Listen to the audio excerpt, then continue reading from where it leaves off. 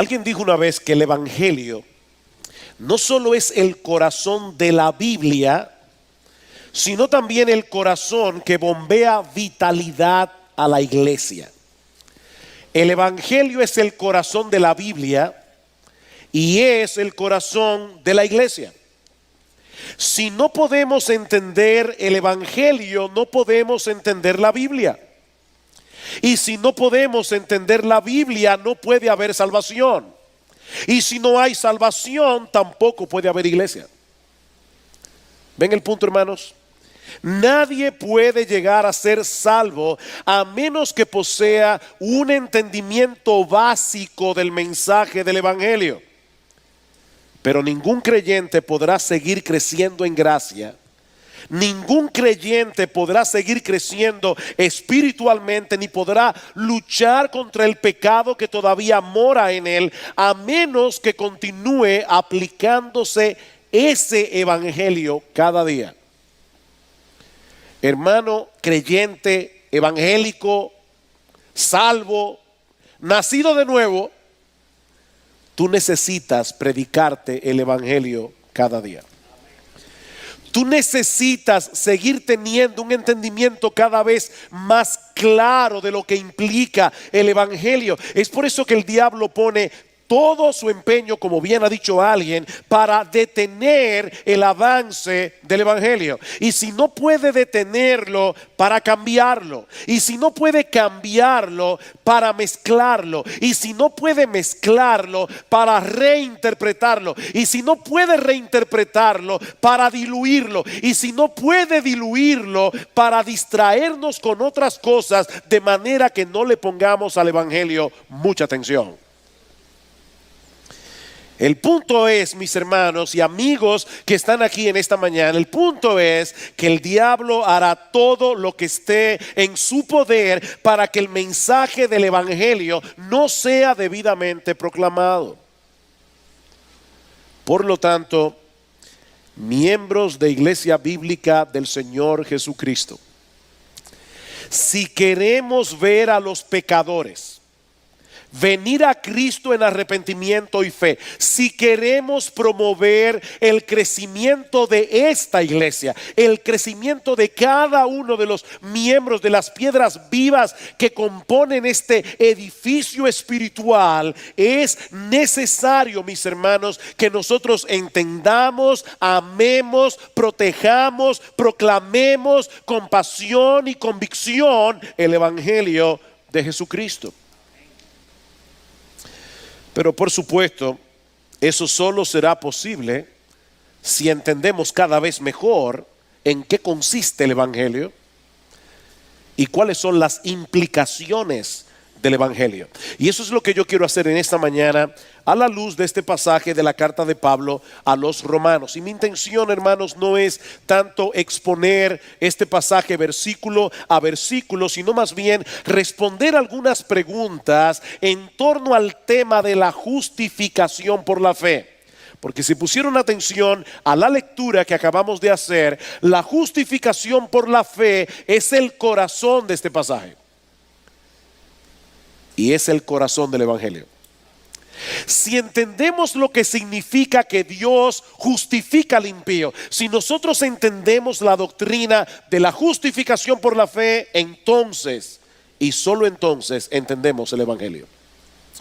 La primera pregunta entonces que debemos responder es la más fundamental, la más básica de todas. ¿Qué significa ser justificado?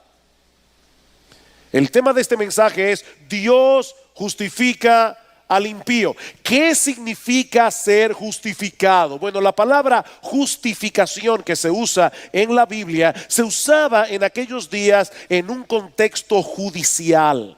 Cuando un hombre es traído delante de un tribunal para ser juzgado por algún crimen, allí será condenado o será justificado. En otras palabras, será declarado culpable o será declarado inocente. Es por eso que la regla más básica de justicia es la que encontramos en Proverbios capítulo 17 versículo 15. Dice el Señor: el que justifica al impío y el que condena al justo, ambos son igualmente abominación a Jehová.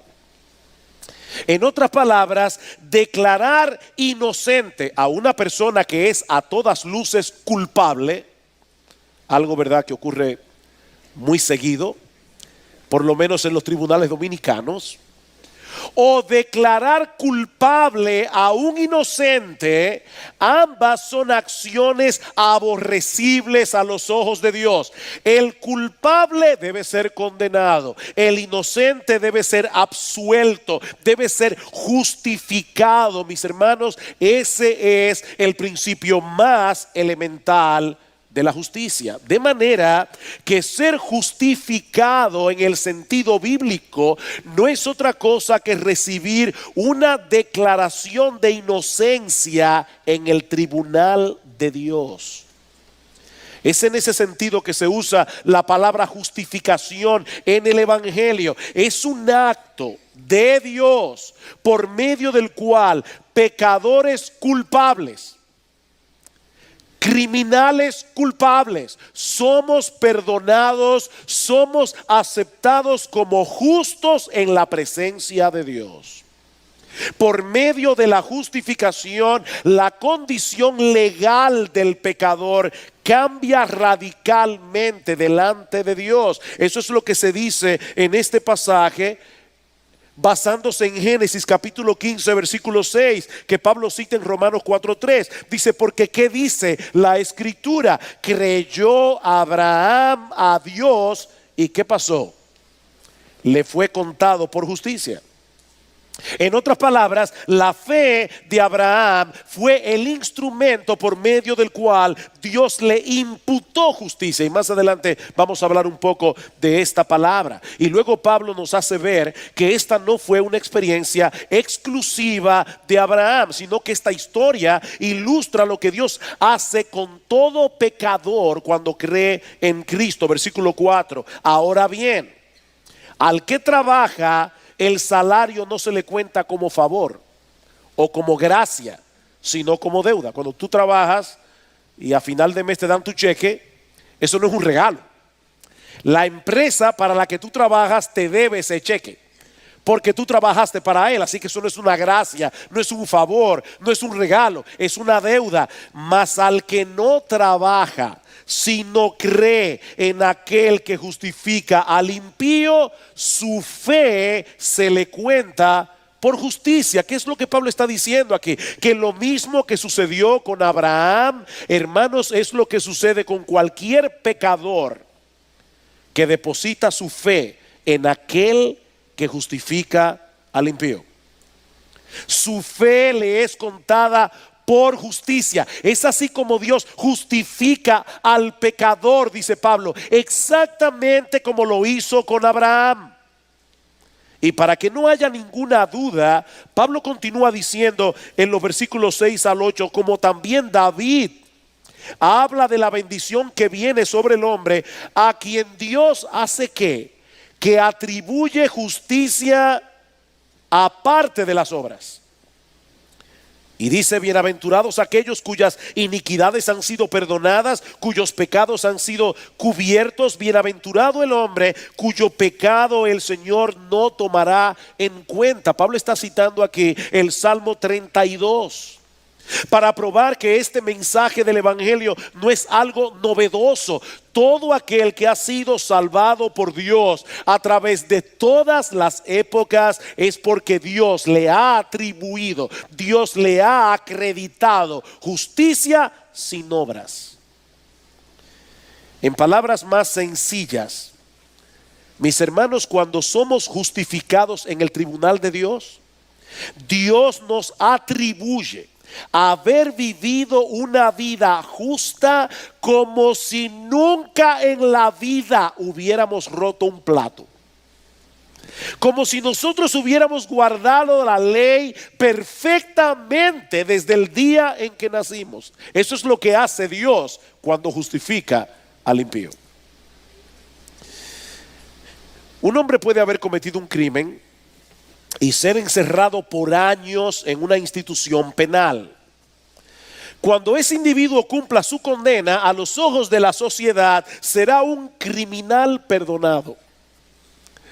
Pero hermanos, cuando Dios justifica al pecador, ya no lo ve más como un ex delincuente. Dios nos ve como personas justas que hemos cumplido perfectamente su ley moral. Pero eso no es todo. Un juez puede descargar a un acusado, ¿verdad? Y puede declararlo inocente y no volver a verlo nunca más en el resto de su vida. Pero cuando Dios justifica al pecador, cuando Dios lo declara inocente, no solo lo descarga de todos sus pecados, no solo le atribuye justicia sin obras, sino que ahora Dios lo adopta como hijo. Eso es lo que hace Dios a través de la justificación. Ahora bien, ¿cómo puede ser posible que Dios haga algo así? Esa es la segunda pregunta que yo quiero responder a la luz de este pasaje. Yo no sé, mis hermanos, si ustedes ven el problema que este pasaje plantea. Porque si no ven el problema, no van a poder apreciar la solución. ¿Cómo puede Dios mantener intacta su justicia cuando Él mismo parece estar violando la norma más elemental de justicia? ¿Cómo puede Dios perdonar a un pecador culpable y seguir siendo justo? ¿Será acaso que Dios decide pasar por alto nuestra culpabilidad y decretar una amnistía a las personas que, sobre todo, que le deben a la renta? Esta palabra le suena a gloria, ¿verdad? Una amnistía. ¿Qué es una amnistía? Bueno, hermanos, la amnistía es la decisión de un tribunal de pasar por alto un mal proceder, renunciando llevar el caso a la justicia. La palabra amnistía viene del griego amnestia, que significa olvido. Pero en el caso de la justificación, mis hermanos, la justificación y la amnistía no son sinónimos. Si Dios hiciera algo así, si Dios decidiera pasar por alto nuestros pecados, si Dios decidiera olvidarse de que nosotros hemos violado su ley en un montón de ocasiones, Dios, vuelvo y repito, estaría violando el más elemental principio de justicia decretado por Él mismo. ¿Qué dice en Proverbios 17:15? El que justifica al impío y el que condena al justo, ambos son igualmente abominación a Jehová. Dios no puede hacerse de la vista gorda en lo que respecta a nuestros pecados. Si Dios hiciera eso, dejara de ser justo. Y si Dios dejara de ser justo, dejaría de ser Dios. Pero Pablo dice claramente en Romanos capítulo 4, versículo 5, que Dios justifica ¿a quién? Al impío. Dios justifica no a los decentes, no a los buenos. Dios justifica al impío. Y de paso, yo sé, mis hermanos y amigos que están aquí en esta mañana, que la palabra impío suena ofensiva. Pero déjame decirte algo, tal vez tú eres un impío y no lo sabes. Porque la palabra impío lo que significa es carente de piedad. Una persona piadosa es aquella que vive en la presencia de Dios. Ella es aquella que tiene temor de Dios. Ella es aquella que desea vivir de tal manera que su vida sea agradable a Dios. Es aquel que vive tomando a Dios en cuenta. Si tú vives tu vida sin tomar en cuenta lo que Dios dice en su palabra, si tú vives tu vida sin importarte si Dios está agradado contigo o no, si tu vida no es un acto de adoración a Dios, tú eres un impío. Aunque te moleste la palabra, eres un impío. Ahora, si tú eres un impío, yo te tengo una buena noticia. Dios justifica al impío. Dios justifica al impío. Ahora, ¿cómo puede ser eso posible, hermanos? ¿Cómo Dios puede declarar inocente a un transgresor y mantener intacta su justicia? Bueno, lean otra vez el versículo 3. Porque ¿qué dice la escritura? Y creyó Abraham a Dios y le fue contado por justicia. El significado básico de este término es poner en la cuenta de alguien o acreditar. Yo estoy seguro que todos los padres aquí, probablemente la mayoría, han vivido esto, sobre todo si tienen más de un niño. Uno de los niños en la casa hace una fechoría, rompe un adorno, tomó algo de la despensa que no debió tomar, se comió la galletica que tú dejaste ahí en la nevera esperando para el postre después de la comida, y ahora el padre pregunta: ¿quién se comió la galletica? Y el niño que se la comió dice: fue fulanito. Le echa la culpa a su hermano. ¿Qué está haciendo ese niño? Él está imputando su culpa en el hermano. Él está acreditando su culpa a su hermano. Eso es lo que significa la palabra imputar. Una de las ilustraciones más hermosas de imputación que nosotros tenemos en la Biblia la encontramos en la carta de Pablo a Filemón en el Nuevo Testamento. Esa carta trata el caso de un esclavo llamado Onésimo, y hay un juego de palabras aquí porque la palabra Onésimo en griego significa útil, y Onésimo era un inútil. Onésimo le roba a su amo Filemón, sale huyendo, llega a Roma, parece que en Roma vuelve y comete otra fechoría, lo meten en la cárcel y allí conoce al apóstol Pablo. Pablo le predica el evangelio, Onésimo se convierte y ahora el apóstol Pablo le envía de vuelta a su amo Filemón con una carta diciéndole: Filemón, aquí te envío a este útil Onésimo, que antes era un inútil, para que lo recibas ya no como esclavo, sino como a un hermano en Cristo. Y en el versículo 18 le dice: y si en algo te dañó o te debe, ponlo a mi cuenta. Esa es la misma palabra que aparece en Romanos capítulo 4. Pablo le pide a Filemón que la deuda de Onésimo se la imputara a él. Y hermanos, eso es precisamente lo que hace Dios cuando el pecador deposita su fe en la obra redentora de Cristo. ¿Qué fue lo que pasó allí? En la cruz del Calvario, todos nuestros pecados, y hermanos, cuando digo todos nuestros pecados, déjenme hacer una aclaración. Déjenme hacerles una pregunta antes de continuar. ¿Cuáles de nuestros pecados eran futuros cuando Cristo murió en la cruz del Calvario? Todos. O sea, que cuando yo hablo de todos nuestros pecados, yo no me estoy refiriendo únicamente a los pecados que nosotros cometimos antes de conocer a Cristo. Yo estoy hablando de todos nuestros pecados, los que ya Dios sabe que yo voy a cometer hasta el día de mi muerte. Cristo murió por todos nuestros pecados en la cruz del Calvario. Todos nuestros pecados, sin excepción. Dios le atribuyó a Cristo en la cruz del Calvario mi culpa. Él recibe el castigo que yo merezco. Él recibe la ira de Dios que yo merezco. Y al mismo tiempo Dios pone en mi cuenta, Dios me acredita, Dios me atribuye, Dios me imputa la justicia perfecta del Señor Jesucristo. Y todo eso por medio de la fe. Al que no conoció pecado, por nosotros Dios a él lo hizo pecado, para que entonces ahora nosotros fuésemos hechos justicia de Dios en él. Nosotros pecamos y Cristo es castigado. Él vive una vida de perfecta justicia y nosotros somos tratados por Dios como si fuéramos nosotros los que hubiéramos vivido esa vida. Por eso alguien decía: los evangélicos solemos decir Cristo murió por nosotros. No, hermanos, es más que eso. Cristo no solo murió por nosotros, Él vivió por nosotros. Él vivió por nosotros. Cada acto de obediencia de Cristo a la ley de Dios, desde que Él nació hasta que ascendió a los cielos, Dios la cuenta como si hubiera sido tú que hubieras hecho eso, si tú eres creyente. Toda la obediencia de Cristo es tuya por medio de la fe. Él vivió la vida que nosotros no podíamos vivir y luego murió en la cruz del Calvario, la muerte que nosotros merecíamos morir. Así que no fue una declaración de amnistía lo que hizo Dios, ni mucho menos rebajar las demandas de su ley. El carácter santo, el carácter justo de Dios hace indispensable que Él castigue el pecado. El pecado tenía que ser castigado.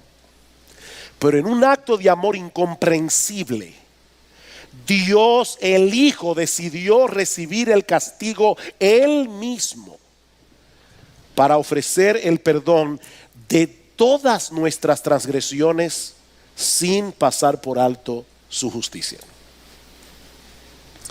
Por eso es que en el capítulo 3 de Romanos, en el versículo 24, dice que fuimos justificados gratuitamente por su gracia, mediante la redención que es en Cristo Jesús, a quien Dios exhibió públicamente como propiciación por su sangre a través de la fe, como demostración de su justicia, porque en su tolerancia Dios pasó por alto los pecados cometidos anteriormente para demostrar en este tiempo su justicia, a fin de que Él sea el justo y sea el que justifica al que tiene la fe de Jesús. ¿De qué está hablando Pablo allí?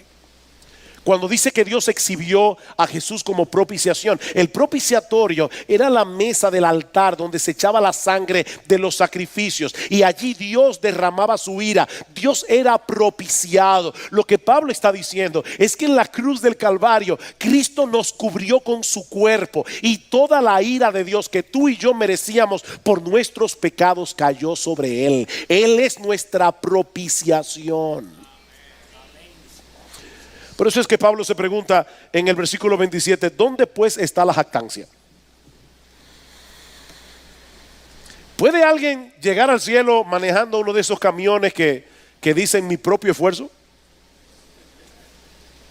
No, no hay jactancia. Queda excluida. ¿Por cuál ley? ¿Por la de las obras? No, dice Pablo, sino por la ley de la fe. No hay razón alguna para jactarnos.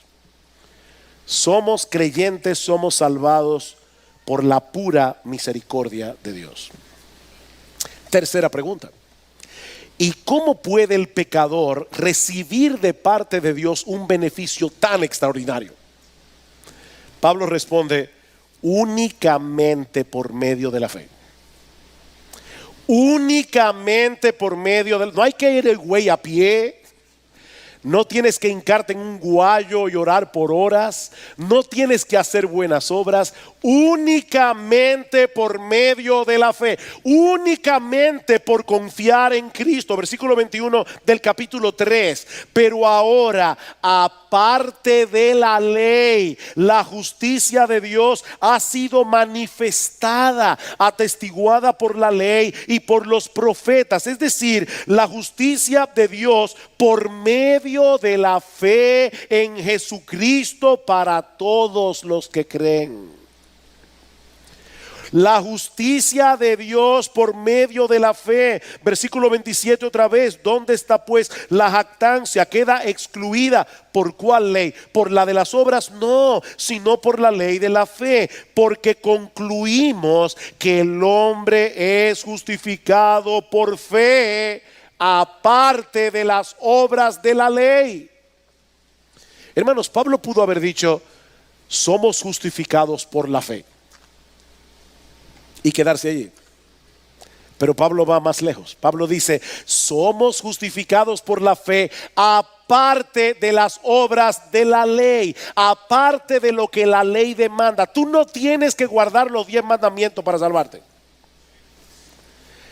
Ya Cristo los guardó perfectamente para ti. Ese es su regalo.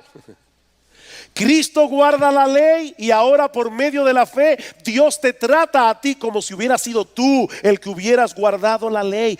Por supuesto, hermanos, esta clase de fe incluye el arrepentimiento. Cuando el pecador realmente cree, se da cuenta de la seriedad de su pecado delante de Dios, y por lo tanto él decide volverse hacia Dios, no solamente procurando el perdón de sus pecados, sino también deseando ser libertado de esa esclavitud en la que él está atrapado, para cambiar el rumbo de su vida.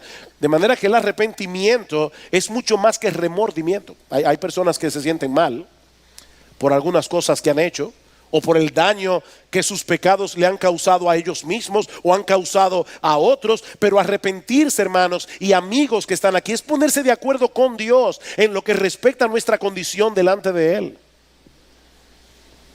Tal como Pablo lo presenta en el versículo 23, dice, todos pecaron y no alcanzan la gloria de Dios. ¿Tú crees eso acerca de ti mismo? ¿Que tú has pecado? Y sobre todo en el pecado de quedarte corto de alcanzar la gloria de Dios. ¿Sabes lo que eso significa? Que nosotros estábamos supuestos como criaturas hechas a la imagen de Dios. Nosotros estábamos supuestos a buscar la gloria de Dios en todo lo que hacemos. Y eso no lo hace nadie. Nosotros vivimos para nuestra propia gloria. Si fuera por nosotros, cambiaríamos el Padre Nuestro y le diríamos a Dios: Padre nuestro que estás en los cielos, venga mi reino y que se haga mi voluntad en la tierra tal como se hace en el cielo. Nosotros amamos nuestro reino, nosotros amamos nuestra gloria. Nos hemos quedado cortos de alcanzar ese estándar. Todos pecaron y todos se quedaron cortos de alcanzar la gloria de Dios. ¿Cómo somos salvos? Bueno, comienza por reconocer que esa es tu condición. Sí, Señor, yo sé que he violado tu ley. Yo sé que merezco ser condenado por causa de mis transgresiones. Yo sé, Señor, que no he vivido para tu gloria, sino para la mía. Pero ahora vengo a ti pidiendo que me perdones. Ahora vengo a ti con la disposición de divorciarme de mi vida de pecado, no confiando en mi obediencia a la ley, sino en lo que hizo Cristo para salvarme. Eso es arrepentimiento. Aunque el arrepentimiento y la fe son dos cosas distintas, no podemos separarnos. Es un mismo evento. Hermanos, déjenme hacerles una pregunta. Si yo estoy mirando hacia este lado de la iglesia y ahora me volteo para mirar hacia este lado, ¿cuántas acciones yo he llevado a cabo? ¿Una o dos? ¿Cuántas acciones yo he hecho? Yo estaba mirando hacia acá, ahora miro hacia acá. ¿Es una o dos? Es una acción que involucra al mismo tiempo dos acciones. Eso es la fe y el arrepentimiento. ¿Qué es lo que la Biblia demanda del pecador? Un arrepentimiento creyente. O si quieren ponerlo de otro modo, una fe arrepentida. Es por medio de esa clase de fe y solo por esa fe que el pecador es justificado delante de Dios. Cuando viene sin mérito alguno, clamando por misericordia, confiando únicamente en la persona y la obra de nuestro Señor Jesucristo. Y como hemos dicho un montón de veces, y no nos cansaremos de repetirlo una y otra vez, hermanos, no es la fe la que salva al pecador. ¿Qué debo hacer, hermanos? Sigo. No es la fe la que salva al pecador. Hay personas que dicen: yo tengo una gran fe. Eso no tiene la menor importancia, porque lo que salva no es la fe. El que salva es Cristo por medio de la fe. Son dos cosas muy diferentes. La fe simplemente es un medio instrumental por medio del cual nos apropiamos de la gracia, de la justificación que solo se encuentra en Cristo. Cuando tú vas por la calle y te encuentras con un mendigo y te pide unas monedas, pregunta: ¿qué es lo que mantiene vivo al mendigo? ¿Es el acto en sí de extender su mano y pedirte unas monedas? O sea, el hecho de que él extienda su mano, ¿es lo que lo mantiene vivo? No.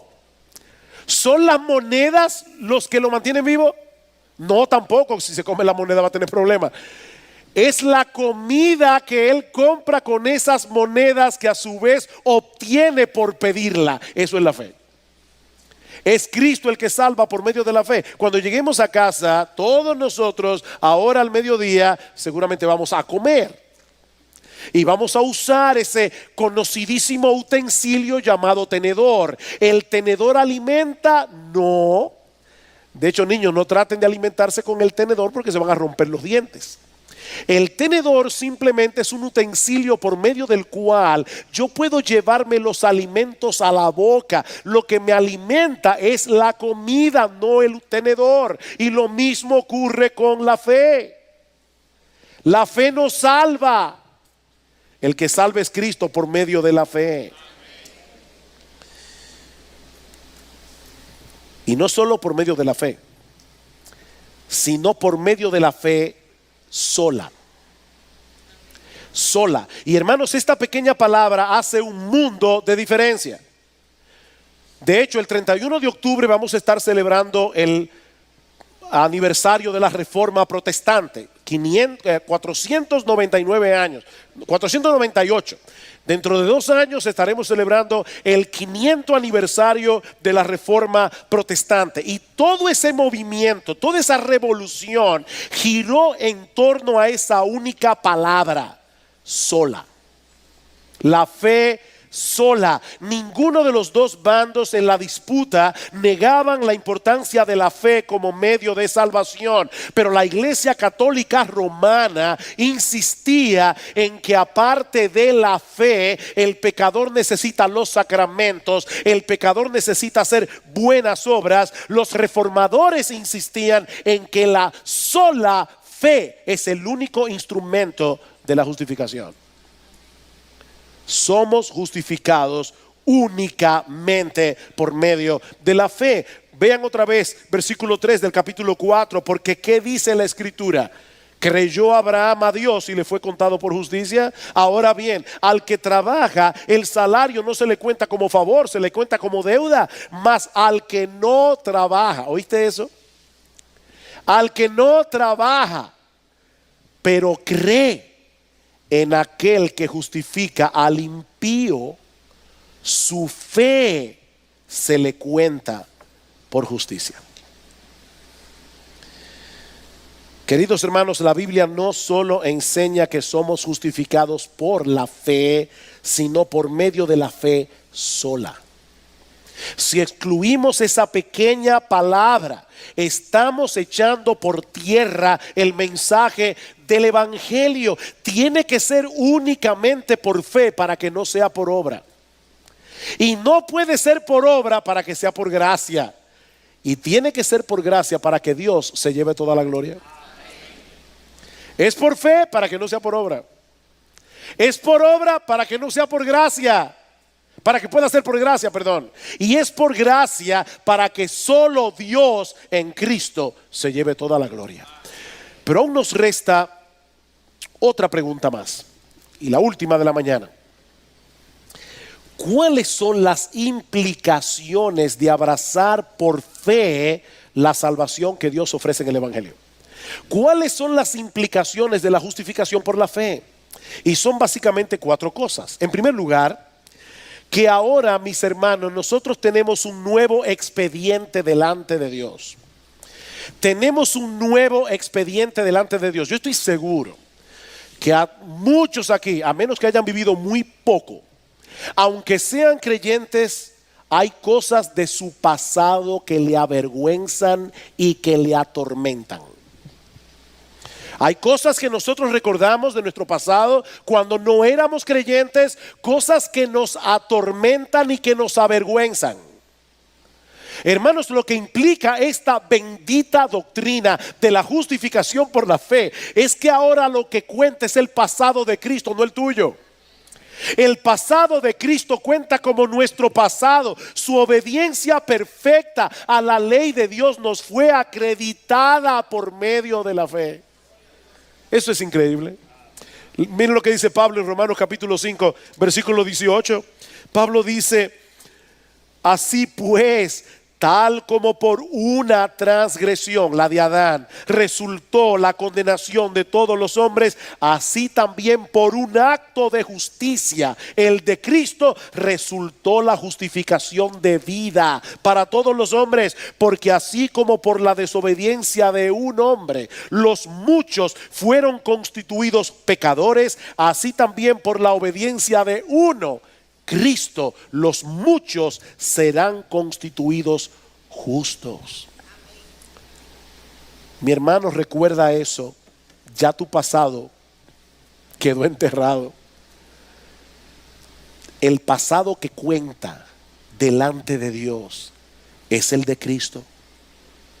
En segundo lugar, esto también significa que ahora tenemos una nueva identidad. Ahora tenemos una nueva identidad. Estamos unidos a Cristo de tal manera que cuando Dios nos ve, Él ya no nos ve a nosotros. Él ve a su Hijo en nosotros, o a nosotros en su Hijo. Pablo dice en Colosenses capítulo 3 versículo 3 que nuestra vida está escondida con Cristo en Dios. Yo no sé cuántos de ustedes han tenido la desagradable experiencia de que les roben su identidad cibernética. Si una persona puede entrar en tu computadora y puede descubrir tu clave, esa persona puede hacer transacciones bancarias, puede entrar en Amazon y puede hacer compras como si fueras tú, porque te ha robado la identidad. Bueno, hermanos, lo que yo estoy diciendo es que al hacernos cristianos, nosotros ahora tenemos otra identidad que no fue robada, nos fue acreditada por gracia, por medio de la fe. En el reino de los cielos, cuando yo hago una transacción en el banco del reino de los cielos, ya su Gel Michelin no cuenta. El único que cuenta es Jesús, porque yo llego al cielo en su nombre, no en el mío. De hecho, hay personas que no entienden qué es eso de orar en el nombre de Jesús y piensan que eso es como las palabras mágicas de Harry Potter. O sea, cuando yo digo en el nombre de Jesús, ese es el abracadabra cristiano. Todas las puertas se me abren cuando yo digo en el nombre de Jesús, porque ese nombre tiene poder. No, lo que significa orar en el nombre de Jesús es que yo voy al cielo, a la presencia de Dios, confiando en Jesús y no en mí, confiando en los méritos de Jesús y no en los míos. Yo voy a apelar a la cuenta perfecta de Jesús, no a la mía. Estoy haciendo transacciones en el banco celestial en su nombre, no en el mío. Ahora tenemos otra identidad, pero no solamente eso. Eso también implica, en tercer lugar, que ahora tenemos nuevos deseos y una nueva capacidad de hacer la voluntad de Dios que antes no teníamos. La justificación incluye nuevos deseos. Vean lo que dice Pablo en Romanos capítulo 6 versículo 12. Romanos capítulo 6 versículo 12. Por tanto, él ha venido, ¿verdad?, explicando todo esto del evangelio y dice ahora: por tanto, no reine el pecado en vuestro cuerpo mortal, para que no obedezcáis sus lujurias, ni presentéis los miembros de vuestro cuerpo al pecado como instrumentos de iniquidad, sino presentaos vosotros mismos a Dios como vivos de entre los muertos, y vuestros miembros a Dios como instrumentos de justicia. ¿Por qué? Porque el pecado no tendrá dominio sobre vosotros, pues no estáis bajo la ley, sino bajo la gracia. ¿Oyeron eso? Y este sí que es un texto muy mal interpretado. Pero es glorioso la verdadera interpretación. Pablo dice: ustedes ya no tienen que someterse al pecado. Ustedes ya no están bajo el dominio del pecado. ¿Saben por qué? Porque ya no están bajo la ley, ustedes están bajo la gracia. ¿Y eso qué significa? Cuando tú y yo nacimos en este mundo, ya la ley de Dios estaba vigente. Tú y yo teníamos que cumplir la ley de Dios. Tú y yo teníamos que amar a Dios por encima de todas las cosas. Teníamos que amar al prójimo como a nosotros mismos. Tú y yo no podíamos tener dioses ajenos. No podíamos tomar el nombre de Jesús en vano. No podíamos violar el día de reposo. No podíamos desobedecer a los padres. No podíamos matar. No podíamos codiciar. Esas leyes ya estaban vigentes. Y tú y yo la violamos un montón de veces. ¿Sabes por qué? Porque estábamos bajo la ley. Teníamos la obligación de guardar la ley, pero no teníamos los recursos necesarios para poder hacerlo. Ahora estamos bajo la gracia. ¿Eso qué significa? Que seguimos teniendo la misma obligación de obedecer a Dios, de agradar a Dios, pero ahora tenemos gracia. Ahora tenemos los recursos de la gracia que antes no teníamos. Ahora tenemos el deseo de obedecer a Dios. Y aunque no podemos hacerlo perfectamente, sí podemos hacerlo sinceramente y genuinamente, porque ya no estamos bajo la ley, estamos bajo la gracia. Estamos bajo otro régimen. El régimen de la gracia de Dios. Yo no sé cuántos de ustedes vieron la película Salvando al Soldado Ryan de Steven Spielberg. Hace unos años ya, no recuerdo el año en que se hizo esa película, pero esa película comienza con el desembarco de las fuerzas aliadas en las playas de Normandía, el 6 de junio del año 1944. Ese evento, que se conoce en la historia como el Día D, selló la derrota de Hitler y de la Alemania nazi. En cierto modo, mis hermanos, podemos decir que la Segunda Guerra Mundial se decidió ese día. Sin embargo, la victoria total de Europa, lo que se conoce como el Día D, no ocurrió sino hasta 11 meses después, el 7 de mayo de 1945, cuando las fuerzas alemanas se rindieron en Berlín. Así que entre el Día D y el Día B pasaron 11 meses, donde se pelearon las batallas más cruentas de toda la Segunda Guerra Mundial, en Francia, en Bélgica y en Alemania.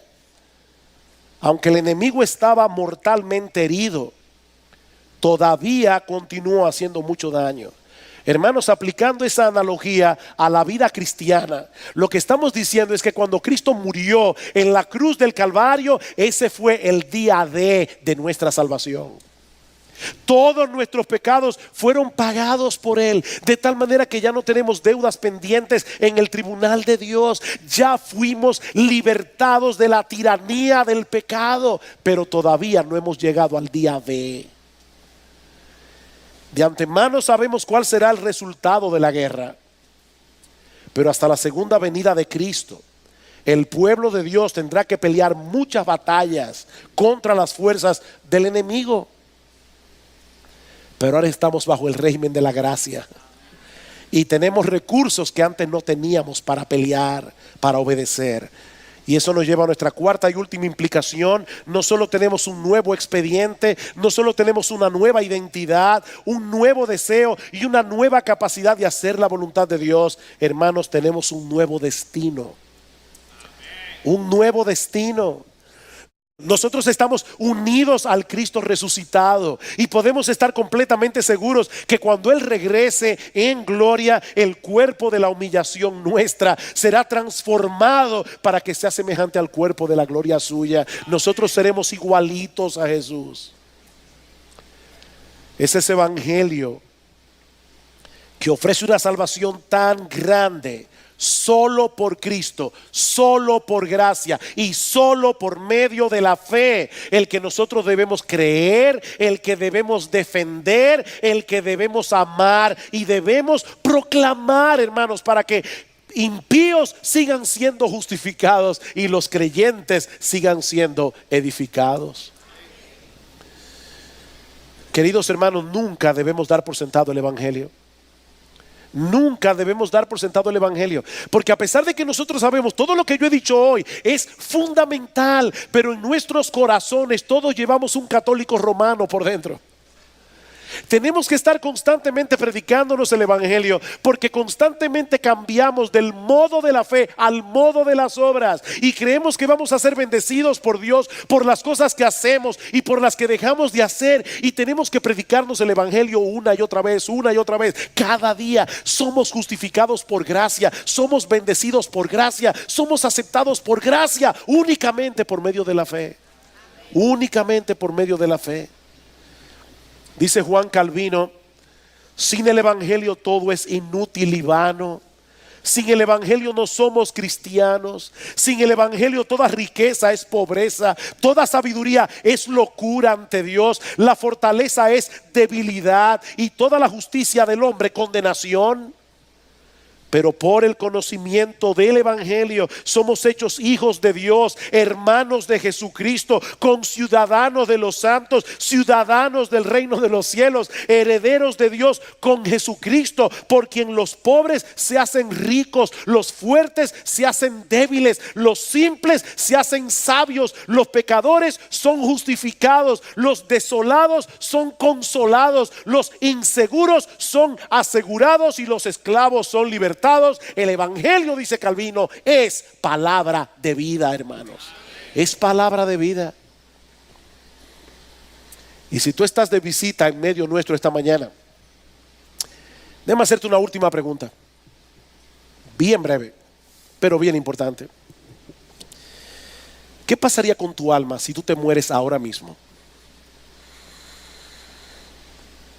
No es una pregunta agradable, pero si tú conoces la vida un poco, tú sabes que ahora mismo puede ser el día de tu muerte. O dentro de una hora. O mañana.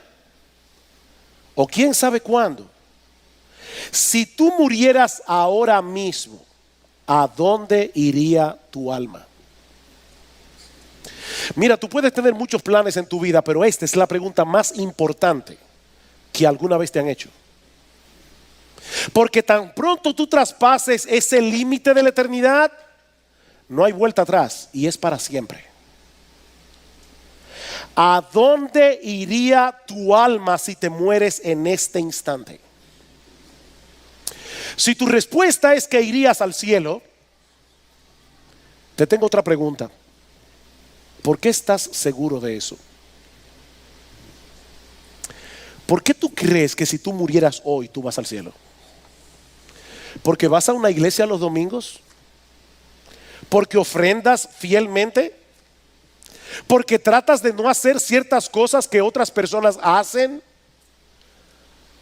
¿O porque tú has dejado enteramente de confiar en ti mismo y has comenzado a confiar únicamente en aquel que justifica al impío? ¿Por qué tú crees que tú irías al cielo? Y si tu respuesta es que tú no sabes cuál es tu destino, o incluso tal vez estás pensando que eso no lo puede saber nadie, yo quiero recordarte una vez más la enseñanza de Pablo en este pasaje. Dios justifica al impío por medio de la fe en Cristo. Y ellos pueden disfrutar aquí y ahora la bendición de saber que han sido justificados. Eso es lo que Pablo dice en el capítulo 4, versículo 6. Dice, como David habla de la bendición que viene sobre el hombre a quien Dios atribuye justicia aparte de las obras. Bienaventurados aquellos cuyas iniquidades han sido perdonados. Ellos lo saben. Están disfrutando ahora del perdón de Dios. Están disfrutando ahora del descargo en el tribunal de Dios. Bienaventurado el hombre cuyo pecado el Señor no tomará en cuenta. O sea, en el día del juicio. Ahora Él sabe, yo sé, todo cristiano aquí sabe que en el día del juicio el Señor no tomará en cuenta nuestro pecado. Y Pablo dice, bienaventurado el hombre que sabe eso. Si nosotros sí sabemos que hemos sido justificados, no necesitamos una revelación especial para saber eso. Simplemente necesitamos confiar en el hecho de que Dios es veraz. Y Él promete en su palabra que si descansamos en la obra de salvación que Cristo llevó a cabo en la cruz del Calvario y venimos a Él en arrepentimiento y fe, seremos justificados. Dios lo dijo, Dios lo hará. Que Dios bendiga su palabra en esta mañana. Y como orábamos al principio, que algunos aquí hoy puedan ser traídos a Cristo y puedan pasar de la muerte a la vida únicamente por gracia, únicamente por Cristo, únicamente por medio de la fe.